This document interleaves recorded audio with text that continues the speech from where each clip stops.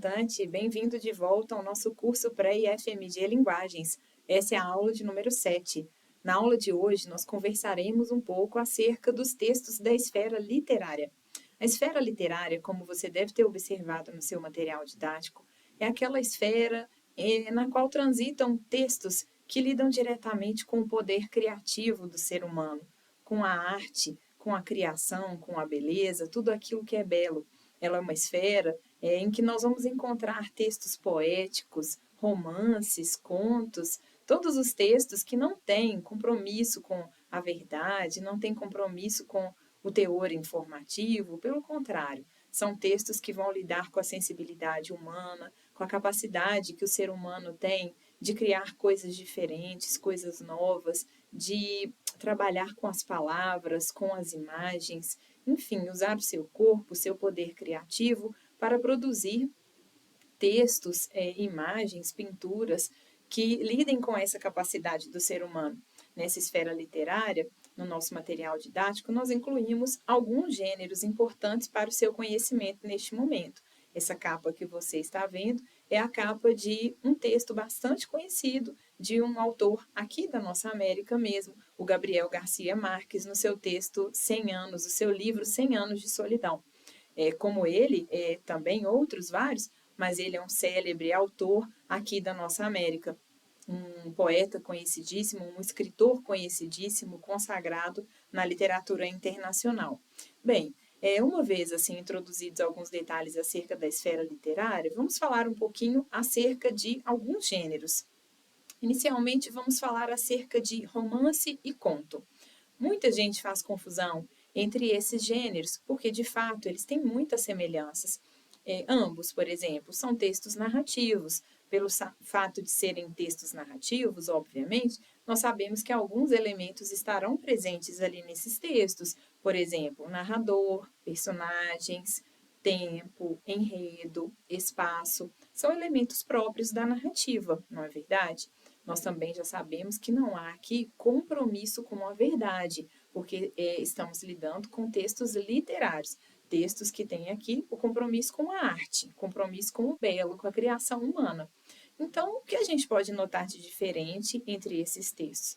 Veja, o romance, embora seja um texto narrativo também, ele é uma narrativa bastante mais longa, é uma narrativa na qual nós vamos encontrar muitos núcleos dramáticos. O que eu quero dizer com isso? Várias personagens e cada personagem está vivendo um conflito. Então, conta-se o conflito de algumas personagens, depois o foco muda para as outros personagens com outros conflitos e assim a história vai se desenrolando. Esse é o romance, ele é um texto longo, geralmente ele é escrito em forma de livro.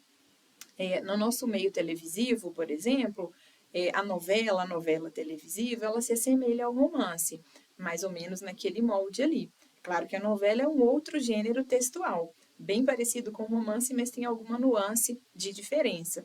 Já o conto, por exemplo, que também é um texto narrativo, ele é uma narrativa curta. Isso quer dizer que não cabe aqui no conto que digamos acerca de vários personagens, vários conflitos na história. Não. Rapidamente, a história apresenta os personagens, apresenta o conflito e o desfecho.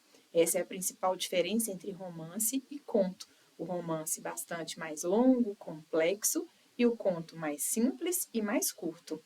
Considerando ainda outro gênero textual que abordamos no nosso material didático, vamos falar um pouquinho acerca dos poemas.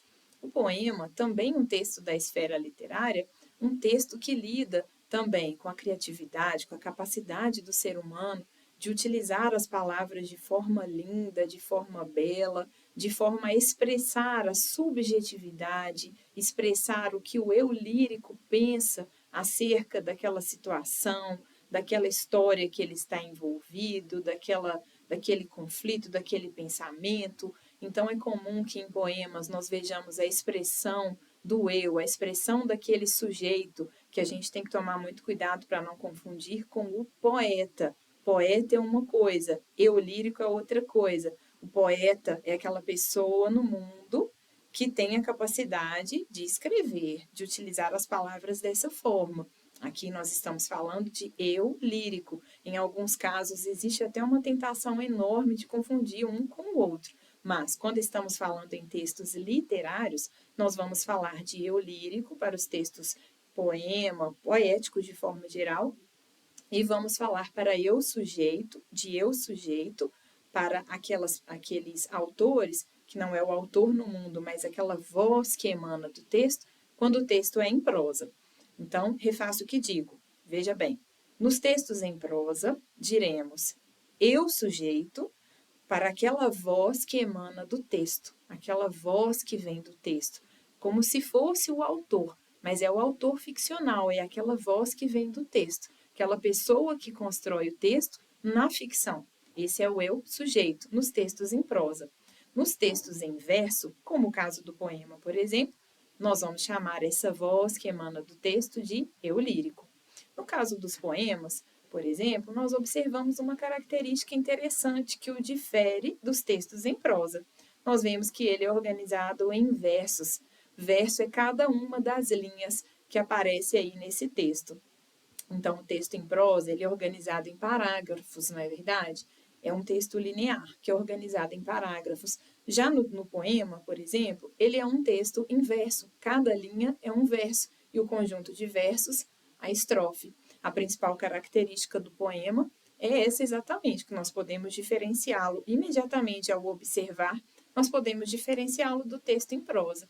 Quanto ao conteúdo do poema, ele pode versar acerca de várias temáticas. O importante aqui é que haja a expressão do eu lírico, é que haja essa expressão subjetiva, aquilo que está no interior daquele sujeito, daquela pessoa que está construindo o texto. Não é sempre que acontece, mas às vezes nos poemas nós nos deparamos com rimas. Nem todo poema tem rimas, há poemas que também são construídos sem esse recurso. Mas a rima é um recurso que é recorrente nos poemas. O que é rima? Quando aquela sílaba ela vai combinar o som com outra sílaba de outro verso. E assim, lá no nosso material didático, a gente especificou isso. Nós deixamos bem claro como funciona. Essa combinação pode ser no final dos versos, pode ser entre a parte final e o interior de um outro verso, e assim segue. Também é muito importante pensar que no poema nós temos uma sonoridade. Essa sonoridade torna o poema algo muito belo de ser lido. É quase que uma admiração com aquelas palavras que lemos ali, com as quais temos contato.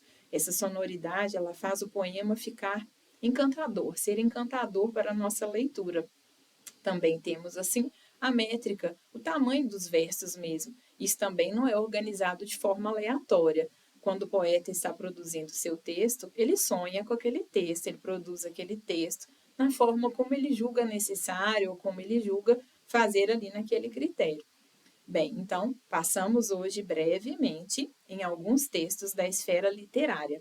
Você já sabe, sempre que você pensar nos textos da esfera literária, pense nisso, na arte, na criatividade, na beleza de construir algo de uma forma específica, de uma forma especial, de uma forma subjetiva. Esses são os gêneros, o modelo que congrega, que se mescla na esfera literária. Bem, sobre esse assunto dos textos literários, era isso que gostaríamos de compartilhar com você. Nos vemos na próxima aula. Até lá!